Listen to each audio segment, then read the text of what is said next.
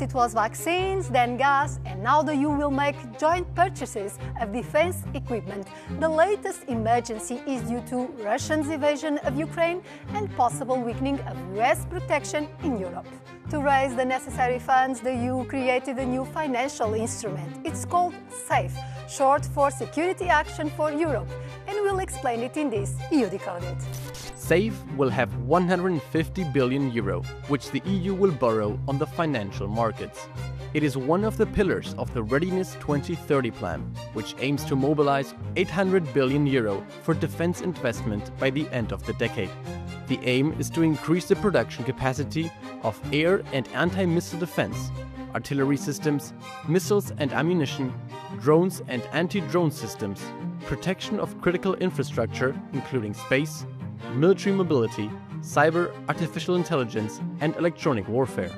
Each one of the 27 member states will be able to borrow from this fund, and they can enter into partnerships with other member states.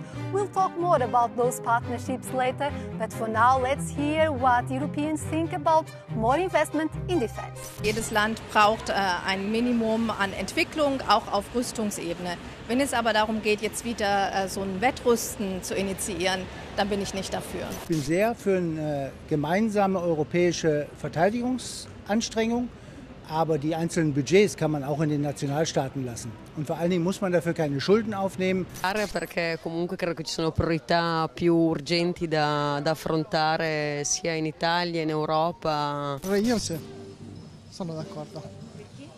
Perché praticamente noi dobbiamo pure difenderci e il pericolo l'abbiamo alle porte. Euronews defense reporter Alice Tidy has covered this regulation. What is the situation with regard to military equipment production in the EU, and how can the fund play a role?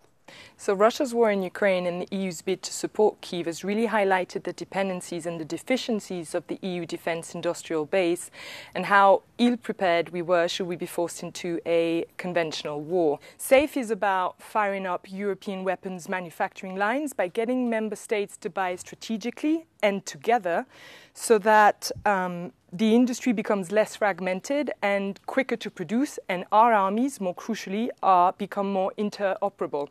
And of course, also it's about putting prices down. Which countries are showing interest in this fund, and how does it relate to the fiscal deficit limits imposed by the Stability and Growth Pact? So many of the member states who have lower credit ratings than the Commission may very well be interested in using SAFE. This is the case of Latvia, for instance, which has said it wants to use the funds. So the EU rules planned for deficits to not exceed 3% of GDP for each member state, but this plan is saying we're going to allow you to exceed that amount by 1.5% annually, provided that 1.5% extra spending is only on defence. About more than half of member states have requested the activation with the Commission. Usually, these regulations are approved by the Council, which represents the member states, and by the European Parliament.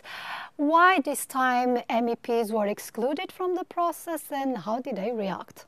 So the Commission decided to invoke Article 122 of the treaty. This can only be invoked in case of severe difficulties in obtaining certain items, or if a member state is seriously threatened with severe difficulties caused by natural disaster or by exceptional occurrences beyond its control. The Legal Affairs Committee of the Parliament decided, however, that this was not the right strategy or the right legal basis for this legislation, and on their recommendation, Roberta Metsola, the President of the European Parliament, wrote to her counterpart in the Commission, Ursula von der Leyen, saying that they would sue if they didn't change tack.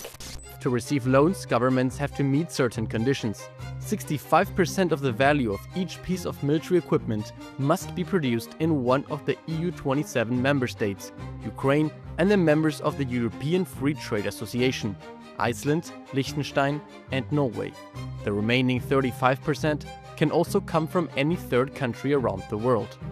In the common public procurement part, EU candidate countries such as the Western Balkans and third countries that have bilateral security and defense partnerships like Japan, South Korea and the United Kingdom can participate. Our guest is German MEP Marie-Agnes Strack-Zimmermann from Renew Group, who chairs the European Parliament Security and Defence Committee. This financial instrument, SAFE, is based on more debt to be paid off by governments over 45 years. Is this justified and, above all, enough to boost European arms production? So it's a possibility for countries to find money to buy military equipment. It's not only tanks or rockets, it's also the question to buy very important things, hybrid war, cyber war. So it's a beginning, and I think it's a very good sign, and what happens afterwards we will see. We will still be dependent of imports or partnerships with other countries, be it Norway, Japan or Korea. Do you think this is the way to do the transition? I wouldn't say first Europe, but it's important if you talk to my colleagues all over the countries, military equipment, it's not only a question of security. Military equipment, it's a kind of dual use. It's a kind to develop technological, really huge things, and this is also important for civil things. So yes, we have to support and we have to boost Europe. United States President Trump is demanding higher contributions to NATO, which will be difficult for some member states. The European Union has now this program, Rearm Europe 2030. Will it be enough to convince the United States to keep its support for Europeans' defense? There is one big player, and this is China. China is an observer.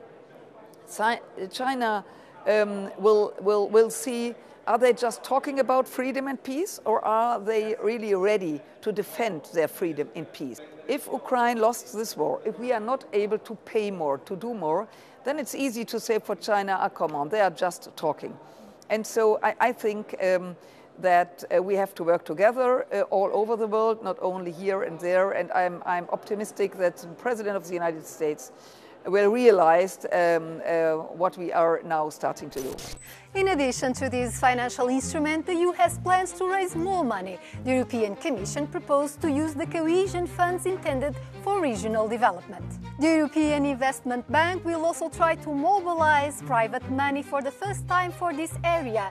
It remains to be seen whether the European Union will have the financial capacity to face the new security challenges.